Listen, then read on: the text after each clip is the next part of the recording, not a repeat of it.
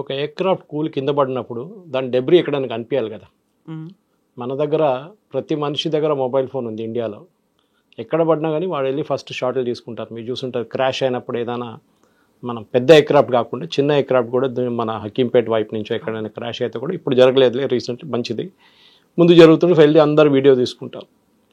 పంజాబ్ వైపు కానీ రాజస్థాన్ వైపు కానీ అది అక్కడే పడాలి కదా పడిచ్చి ఎందుకు ఫోటోలు కనిపించట్లేదు.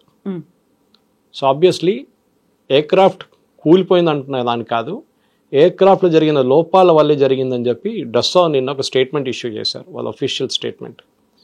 వాళ్ళకి ప్రతి ఎయిర్క్రాఫ్ట్ కీ వాళ్ళ దగ్గర ఉంది, ఫిజికల్ కీ కాదు, ఒక డిజిటల్ కీ ఉంది వాళ్ళ దగ్గర. ఎందుకంటే ఏదైనా లోపం వస్తే రిమోట్లీ కూడా వాళ్ళు సాఫ్ట్వేర్ అప్డేషన్ కానీ మిగతా అన్ని వాళ్ళు అక్కడి నుంచి చేస్తుంటారు, ఫ్రాన్స్ నుంచి. ఇప్పుడు మనం చూసాం మొన్న F-35 తీసుకొచ్చారు, ల్యాండ్ చేయించారు ట్రివాండ్రంలో. ఫ్యూయల్ అని చెప్పారు, దాని తర్వాత హైడ్రాలిక్ ఇష్యూ అని చెప్పారు. లాస్ట్ ఇప్పుడు 25 రోజుల తర్వాత 22 రోజుల తర్వాత దాన్ని ఇప్పుడు హ్యాంగర్లో తీసుకెళ్ళి రిపేర్ చేయడానికి బ్రిటిష్ టెక్నీషియన్స్ అందరు వచ్చారు. ఇట్లాంటి సాఫిస్టికేటెడ్ ఎయిర్క్రాఫ్ట్, అది సుఖాయ్ ఉండొచ్చు, పాత జాగ్వార్ ఉండొచ్చు, ఇప్పుడు కూడా మన దగ్గర జాగ్వార్ ఉంది, అది పాత డసా వాళ్ళు తయారు చేసింది అది కూడా. అండ్ దెన్ ఇప్పుడు కొత్త ఉన్న వర్షన్ రఫాల్ ఉంది మన దగ్గర. ఎయిర్క్రాఫ్ట్లో ఎప్పుడు ఏం జరుగుతుందంటే ఇప్పుడు జరిగిన దాంట్లో కూడా చాలా క్లియర్గా ఏం చెప్తాం, ఒక ఎయిర్క్రాఫ్ట్కి ఏదో డ్యామేజ్ జరిగింది, వాళ్ళు యూజ్ చేసిన వర్డ్ ఫ్యాక్టరీసైడ్. ఫ్యాక్టరీసైడ్ అంటే ఫ్యామిలీ కూడా ఒకరొకరిని చంపినప్పుడు ఫ్యాక్టరీసైడ్ అంటారు, నాన్నగారు అబ్బాయి ఆ నాన్నగారిని చంపినప్పుడు ఫ్యాక్టరీసైడ్ అంటారు దాన్ని. At the same time army పార్లెన్స్లో ఫ్రెండ్లీ ఫైర్ అంటారు దాన్ని. అంటే మనం గుర్తుంటుంది మీకు కార్గిల్ వార్ టైంలో కూడా దానికన్నా తర్వాత కూడా మనకు 2-3 ఇన్స్టెన్సెస్లో అభినందన్తో జరిగిన ఒక ఎన్కౌంటర్, ఆ టైంలో ఒక మనకు హెలికాప్టర్ ఒకటి క్రాష్ అయింది మనది, 5-6 మంది చనిపోయారు, పెద్ద హెలికాప్టర్, రష్యన్ హెలికాప్టర్. దాంట్లో ఫ్రెండ్లీ ఫైర్, అది మన తరఫు నుంచి కొట్టిన మిసైల్ వెళ్ళి కొట్టింది అనమాట దాన్ని. ఆ పైలట్స్ ఇద్దరు ఉంటారు కదా దాంట్లో, వాళ్ళు ఆ హెలికాప్టర్ని ఆ రేంజ్లో ఆ ఏరియాలో తీసుకురాకూడదు, ఎందుకు తీసుకొచ్చారు, ఆ మిసైల్ వచ్చి మన దాని మీద కొట్టింది. ఎందుకంటే మిసైల్స్ అనేది హీట్ సీకింగ్ మిసైల్స్ ఉంటుంది, ఒకసారి ఫైర్ చేసినప్పుడు మిసైల్స్ ఏదైనా హీట్ సీకింగ్ ఇంజిన్ ఏదైనా ఉంటే దాన్ని ఎంట పడుతుంది అనమాట.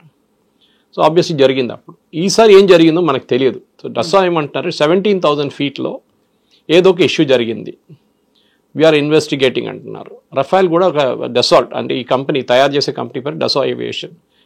వాళ్ళు అంటున్నారు మేము ఇన్వెస్టిగేట్ చేస్తున్నాం, ఏదో జరిగింది, we don't know what happened, crash ఏం జరగలేదు అని చెప్తున్నారు. చైనీస్ ఎంబసీస్ వరల్డ్ వైడ్, ఇది మన స్టేట్మెంట్ కాదు, this is the French company statement, వీళ్ళు కావాలని చెప్పి మా మీద ఒక క్యాంపెయిన్ నడిపిస్తున్నారు చైనా. ఎందుకంటే చైనా ఇదే ఎయిర్క్రాఫ్ట్ చాలా కంట్రీస్కి అమ్మడానికి ట్రై చేస్తున్నారు. ఆల్రెడీ పాకిస్తాన్ వాళ్ళకి దొరికారు, ఎందుకంటే వాళ్ళ దగ్గర డబ్బులు లేవు, ఎవరు వాళ్ళకి ఎయిర్క్రాఫ్ట్ ఇవ్వరు, రష్యన్స్ ఇవ్వరు, కానీ యూఎస్ వాళ్ళు కూడా ఇవ్వరు వాళ్ళకి. ముందు F-16 ఎందుకు ఇచ్చారంటే ఆఫ్ఘనిస్తాన్లో ఫైట్ చేయడానికి ఇచ్చారు. దాంట్లో స్పెసిఫిక్ కండిషన్ కూడా ఏం పెట్టారంటే to fight terrorist in Afghanistan అని చెప్పి ఎయిర్క్రాఫ్ట్ ఇచ్చారు, ఇంకా దేనికి వాడకూడదు అని చెప్పి. అప్పుడు కూడా మన వ్యతిరేకంగా వాడుకుంటున్నారు వాళ్ళు, కానీ వాళ్ళు చూపించేదని మేము చైనీస్ ఎయిర్క్రాఫ్ట్ వాడుకుంటున్నాం అని చూపిస్తున్నారు. ఈ కేసులో కూడా మనకి ఒక యుద్ధం జరిగితే లాస్ ఉంటుంది. Let us be very practical about it.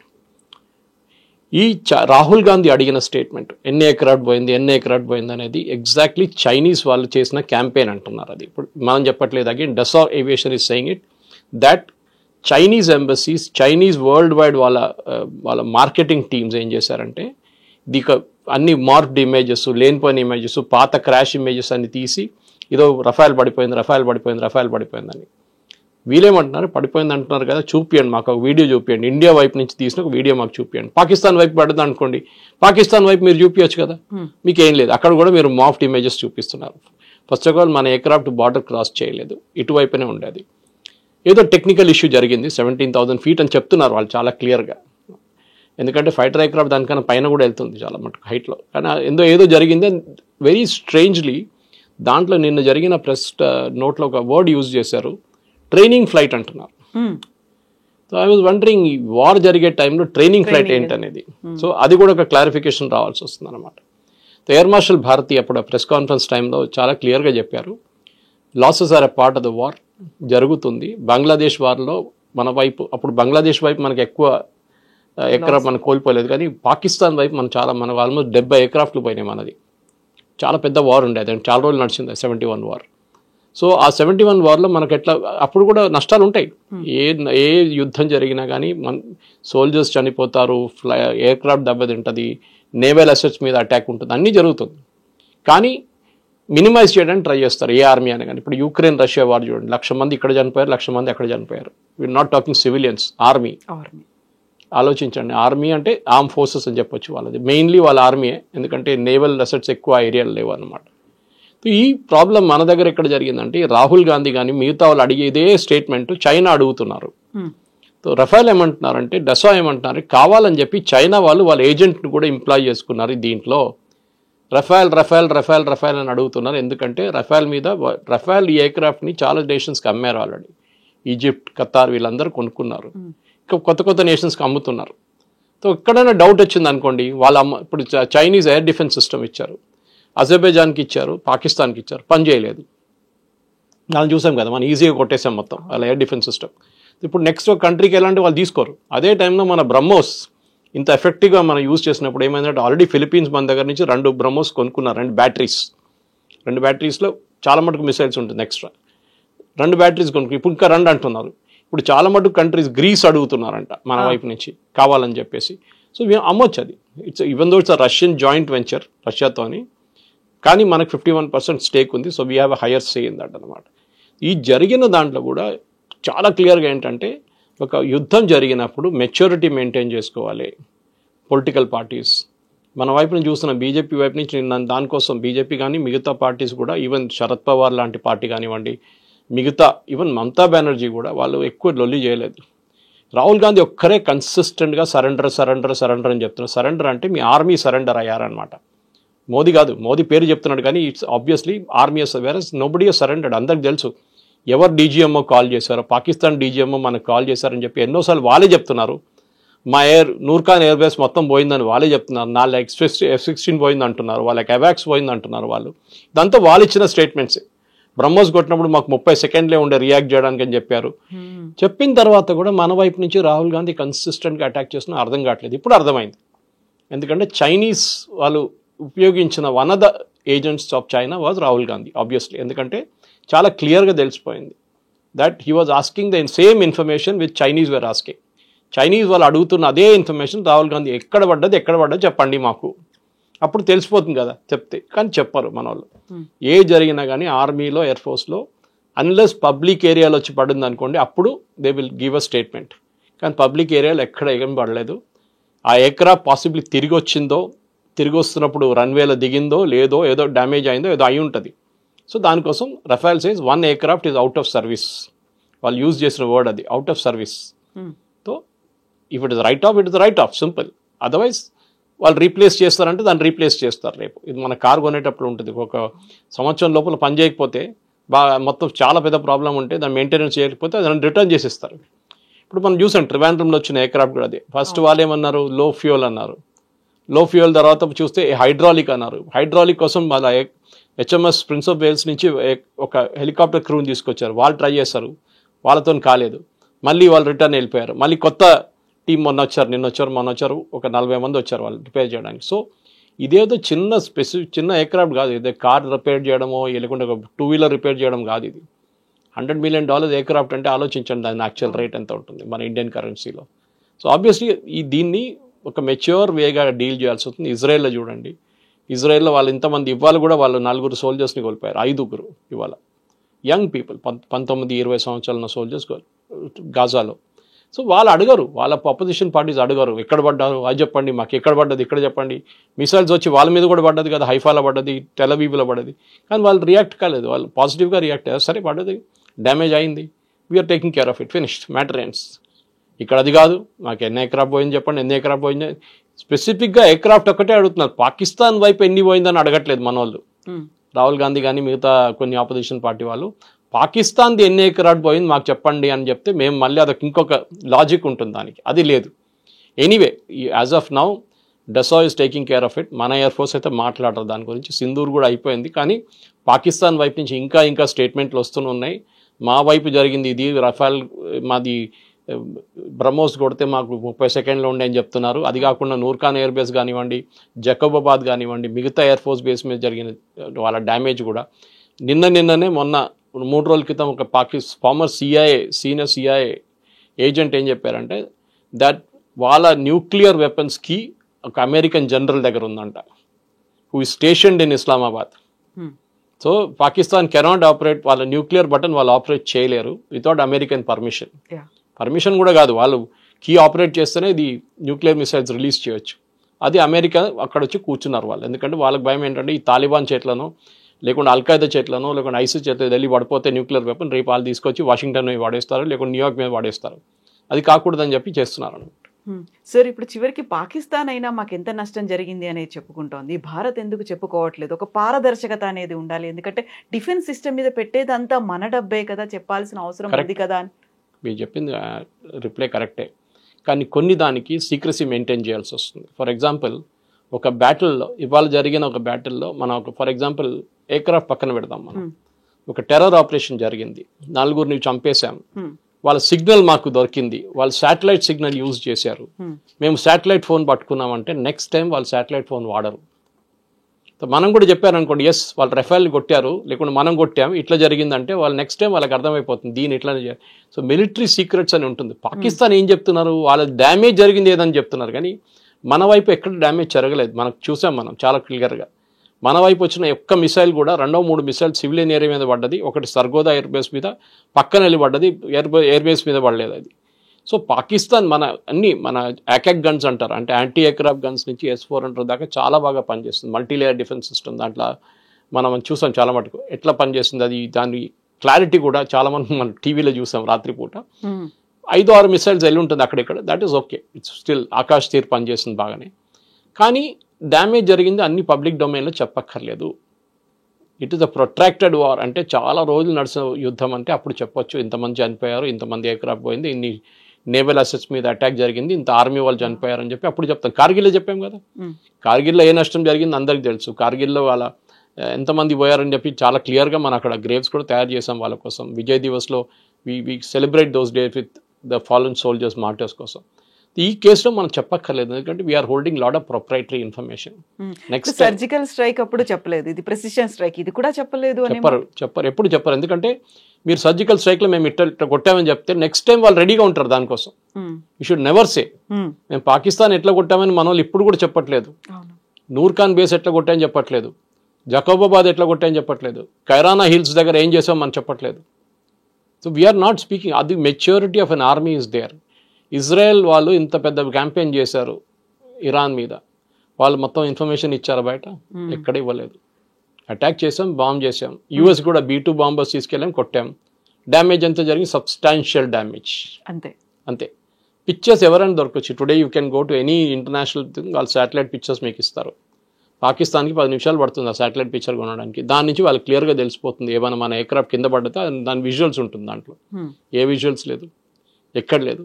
So మనం సీక్రసీ మెయింటైన్ చేయాలి, చాలా ఇంపార్టెంట్. అన్ని పబ్లిక్ డొమైన్లో చెప్పక్కర్లేదు.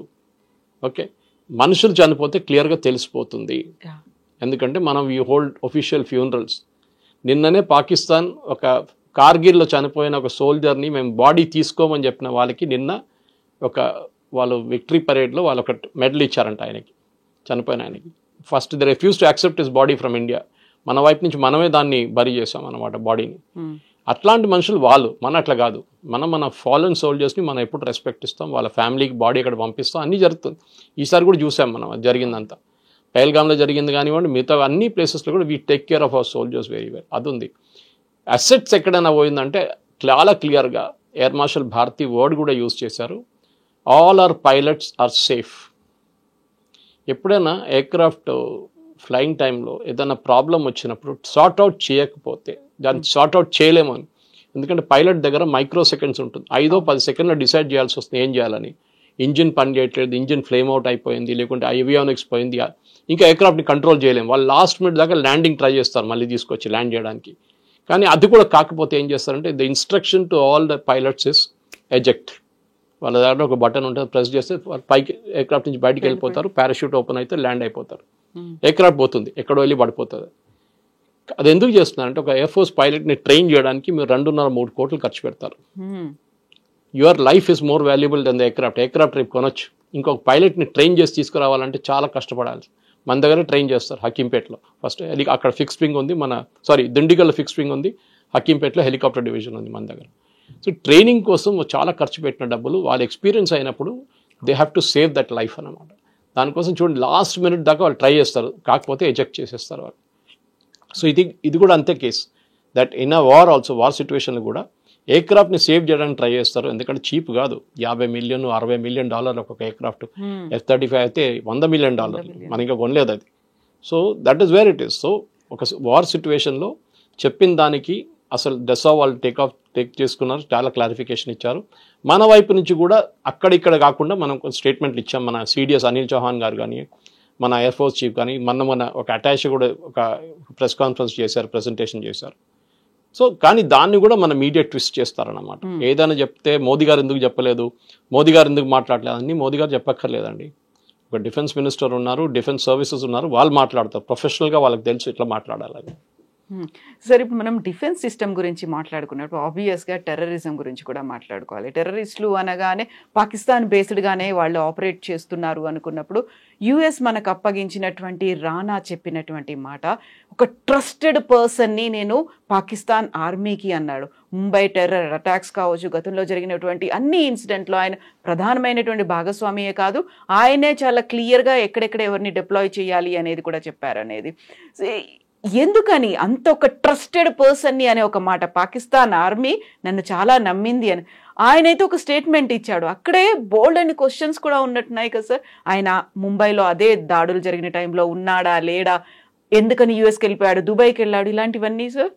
దుబాయ్కి వెళ్ళాడని చెప్పి ఎయిర్పోర్ట్లో ఒక ఎగ్జిట్ చూపిస్తుంది ఆ టైంలో, అప్పుడు ఇన్వెస్టిగేషన్ చూపిస్తుంది. కానీ దాని తర్వాత ఆయన ఇప్పుడు ఏమంటున్నా అంటే నేను రిటర్న్ వచ్చానని చెప్తాను. మనం అందరూ అనుకున్నాం అంటే పాకిస్తాన్లో వాళ్ళ హ్యాండ్లోస్తో నువ్వు కూర్చున్నాడు అనుకున్నాం మనం. డేవిడ్ కోల్మన్ హెడ్లీ కానివ్వండి, తహవూర్ రానా కానివ్వండి, ఐడెంటిఫికేషన్లో స్పాట్స్లో ముంబైలో ఆల్మోస్ట్ 20 స్థానాలు వాళ్ళు ఫస్ట్ రెక్కీ చేసుకున్నారు. Chhatrapati Shivaji terminus, Leopold cafe Taj పక్కన ఉంటుంది, తాజ్ పక్కన ట్రైడెంట్, హబాద్ హౌస్ అంటే వీళ్ళ ఇజ్రాయలీ వాళ్ళది ఒక గెస్ట్ హౌస్ లాగా, ప్లస్ ప్రేయర్ అక్కడ చేస్తారు వాళ్ళు. అది కాకుండా మిగతా ప్లేస్లో కూడా వాళ్ళు అనలైజ్ చేసుకున్నారు ఇక్కడెక్కడ అటాక్ చేయాలని. కానీ లాస్ట్లో they నారోడ్ down to these places. Comma హాస్పిటల్కి తర్వాత వెళ్ళారు, ఇట్ వాజ్ అన్ఫార్చునేట్ థింగ్. అది ఎందుకు వెళ్ళారో ఎవరు తెలియట్లేదు క్లియర్గా.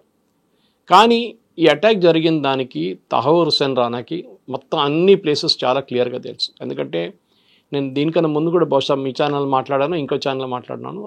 ఆర్విఎస్ మణి గారి ఒక పుస్తకం గురించి చెప్పాను నేను, the myth of saffron terror అని చెప్పి. ఆయన అండర్ సెక్రటరీ హోమ్ ఉండే అప్పుడు 26/11 జరిగినప్పుడు. దాంట్లో చాలా క్లియర్గా ఏం చెప్పారంటే the entire attack, Pakistan coordinate చేసిన అటాక్లో భారతదేశం వైపు నుంచి కూడా చాలామంది హెల్ప్ చేశారు, మన వైపు నుంచి, ఎస్పెషలీ ముంబైలో. ఎందుకంటే మీకు ఆ రోజు సాయంత్రం వీళ్ళందరూ కోలివాడాలో దిగినప్పుడు పాకిస్తాన్ నుంచి టెర్రరిస్ట్ ఇంక్లూడింగ్ కసబ్తో ఉన్న వాళ్ళు 10-12 మంది ఉన్నారు. వాళ్ళు పెద్ద పెద్ద కిట్లు తీసుకొని దిగారు. మీరు ముంబైలో కోలివాడ నుంచి బయటకు వచ్చినప్పుడు మిమ్మల్ని అక్కడ ఉన్న ఫిషర్మెన్ వాళ్ళు అడుగుతారు మీరెవరు బాబు అని చెప్పి. ఆ రోజు ఎవరు ఏం అడగలేదు, అంటే వాళ్ళతో తోడు ఎవరో ఉన్నారు లోకల్ అసెట్. మళ్ళీ మీరు కోలివాడ నుంచి బయటకు వస్తే, if you know Mumbai very well, ఆ టైంలో ఊబర్ లేదు, ఓలా లేదు, ట్యాక్సీలు దొరకవు మీకు. ఈవినింగ్ 5-5:30 టైంలో వాళ్ళందరికీ ట్యాక్సీలు, డిఫరెంట్ లొకేషన్కి ట్యాక్సీలు రెడీగా ఉండే. ఇండియన్ కరెన్సీ అఫ్కోర్స్ తెచ్చుకుంటూ ఉంటారు వాళ్ళే. ఇదంతా ఎవరు చేయించారంటే న్యాచురల్లీ లోకల్ అసిస్టెన్స్ తీసుకున్నారు. తాజ్ మహల్ హోటల్ బయట ఒక ఛాయ్ అమ్మేటోడు ఒక మనిషి ఉండే, ఛాయ్ పానీపూరి అదంతా అమ్మేటో మనిషి ఒక బండి ఉంటుండే ఎప్పుడు. ఆ రోజు రాత్రి తర్వాత ఆ బండి కనిపించట్లేదు, బండి లేడు, మనిషి లేడు, ఎక్కడ పోయింది తెలియదు. ఎందుకంటే ఈ ఎంటైర్ థింగ్ ఎంక్వైరీ ఎక్కడ జరగలేదు. You will be surprised that ఇంత పెద్ద ఘటన జరిగిన తర్వాత కూడా భారతదేశం తరఫు రైట్ నుంచి ఒక ఎంక్వైరీ జరగలేదు. వీళ్ళేమో రాహుల్ గాంధీ అంటున్నారు పెహల్గామ్ ఎంక్వైరీ కావాలని చెప్పి. Intelligence failure. దీనికన్నా పెద్ద ఇంటెలిజెన్స్ ఫెయిలియర్ ఏముందండి? ఆ బోట్ పాకిస్తాన్ నుంచి దిగినప్పుడు మన కోస్ట్ గార్డ్ ట్రాక్ చేసుకున్నారు ఆ బోట్, మీకు తెలుసు బహుశా స్టోరీ అది. అండ్ వాళ్ళు ఇండియన్ కోస్ట్కి దాగానే ఇంకొక బోట్ని తీసుకొని దాని నుంచి వాళ్ళు ఇండియాకి వచ్చారు. ఇదంతా మన వాళ్ళు కోస్ట్ గార్డ్ అబ్జర్వ్ చేశారు. అప్పుడు చిదంబరం గారు పార్లమెంట్లో ఇచ్చిన రిప్లై ఉంది అది, yes we were tracking that boat అని చెప్పి. నేను చెప్పట్లేదు, చిదంబరం గారు చెప్పారు పార్లమెంట్లో, డిసెంబర్లో చెప్పారు అది. కానీ ద లాంగ్ స్టోరీ షార్ట్ ఏంటంటే బేసిక్లీ తహవూర్ హుస్సేన్ రానా ఈ చెప్పిన మాటకి పాకిస్తాన్ ఇప్పుడు కూడా నిరాకరిస్తారు. వాళ్ళు చెప్పారు మాకేం కనెక్షన్ లేదని చెప్తారు. వాళ్ళు డెఫినెట్గా చెప్తారు. ఏ దొంగ చెప్తారండి నేను దొంగతనం చేశారని చెప్పాడు. ఇప్పుడు పోలీసు వాళ్ళకి అది కొడితే అప్పుడు ఆడు చెప్తాడు నేను దొంగతనం చేశానని చెప్పి. ఇది అదే సంగతి అనమాట. ఇప్పుడు ఈ కన్ఫెషన్ ఇచ్చేశారు, అయిపోయింది. దీని తర్వాత ఏంటి నెక్స్ట్? పాకిస్తాన్ని can we hold them accountable ఇన్ని సంవత్సరాల తర్వాత? చేయాలంటే అప్పుడే చేయాలండే. We should have gone to international court of justice, లేకుంటే మన వైపు నుంచి కూడా ఒక ట్రయల్ కండక్ట్ చేసి పాకిస్తాన్లో ఉన్న ఈ హ్యాండ్లర్స్ అఫ్కోర్స్ మన అందరికీ తెలుసు, లష్కర్ తోయిబా కానివ్వండి, జైషే మహమ్మద్ కానివ్వండి, వీళ్ళు చేపించిన వాళ్ళ మీద చర్యలు చేపియాలండే. చేయలేదు, అప్పుడున్న కాంగ్రెస్ గవర్నమెంట్ చేయలేదు. తావూర్ హుసేన్ రానాని కూడా యుఎస్ పట్టుకున్నారు, మనం పట్టుకోలేదు. యుఎస్ పట్టుకున్న తర్వాత అది కూడా ఒక వీసా వైలేషన్ మీద పట్టుకున్నారు. ఓకే, ఆ టైంలోనే వీళ్ళకి డౌట్ వచ్చింది, ఎందుకంటే యుఎస్లో కస్టమ్స్ వాళ్ళు కూడా అబ్జర్వ్ చేస్తున్నారు ఇమిగ్రేషన్, వీళ్ళు ఫ్రీక్వెంట్లీ పాకిస్తాన్కి వెళ్తున్నారు వస్తున్నారు, ఎందుకు అని చెప్పి డౌట్ వచ్చి అప్పుడు అరెస్ట్ చేసిన మంచి అప్పుడు జరిగిందనమాట అరెస్ట్. దాని తర్వాత ఆయన బెయిల్ రిలీజ్ చేశారు, మళ్ళీ అరెస్ట్ చేశారు ఇంకొక కేసులో. దాని తర్వాత అక్కడి నుంచి మన ఎక్స్ట్రడిషన్ ప్రొసీడింగ్స్ పెట్టాం. మోదీ గవర్నమెంట్ వచ్చిన తర్వాత మనం మన ఇంటర్పోల్ అరెస్ట్ వారెంట్ పెట్టాం. దాన్ని బట్టి చాలా పెద్ద లీగల్ బ్యాటిల్ తర్వాత దొరికారు. మన అందరికీ స్టోరీ తెలుసు అనమాట. కానీ రానా చెప్పిన అదే స్టోరీని కొరాబరేట్ చేయాలంటే చాలా క్లియర్గా పాకిస్తాన్లో ఉన్న ఐఎస్ఐ ఏజెంట్లు, అంటే ఐఎస్ఐ అంటే పాకిస్తాన్ ఆర్మీని, అది లష్కర్ తోయిబా, జైషే మహమ్మద్ అంతా ఫ్రంట్ ఎండ్ వీళ్ళు. ఇన్ఫ్యాక్ట్ మీరు ఈ ఆపరేషన్ సింధూర్ జరిగినప్పుడు కూడా మీరు చూసుంటారు, ఒక ఫ్యూనరల్ జరిగింది, స్టేట్ ఫ్యూనరల్. 3 టెర్రరిస్ట్కి పాకిస్తాన్ ఫ్లాగ్ డ్రేప్ చేశారు. పాకిస్తాన్ ఆర్మీ సీనియర్ ఆఫీసర్స్ వచ్చి సెల్యూట్ కొట్టారు. పాకిస్తాన్ సోల్జర్స్ ఆ బాడీని క్యారీ చేశారు. మీరు టెర్రరిస్ట్ ఉన్నప్పుడు మీరు ఎందుకు చేస్తున్నారండి పాకిస్తాన్ ఆర్మీ? పాకిస్తాన్ ఏం చేశారంటే ఐఎస్ఐ వాళ్ళు డెప్యుటేషన్ వెళ్తారు టెర్రరిస్ట్ గ్రూప్స్కి. సో మీ మేజర్ కానివ్వండి, కర్నల్ లెవెల్ కానివ్వండి, ఈవెన్ సోల్జర్ జవాన్ లెవెల్లో వాళ్ళని డెప్యూట్ చేస్తారు టు ట్రైన్ దెమ్. వాళ్ళు ఈ స్ట్రైక్లో చనిపోయారు. ఆ మస్జిద్ లోపల వాళ్ళు కూడా ఉన్నారు ఆ రోజు మనం కొట్టినప్పుడు. సో న్యాచురల్లీ వాళ్ళ సోల్జర్స్ చనిపోయినప్పుడు వాళ్ళు టెర్రరిస్ట్ అని చెప్పి పక్కన పడేయలేరు కదా, they have to show that respect. So they did it. It's mean open admission అనమాట. మీరు అడిగిన ప్రశ్నకి ఐఎస్ఐ కనెక్షన్ ఉందంటే yes, here is the proof.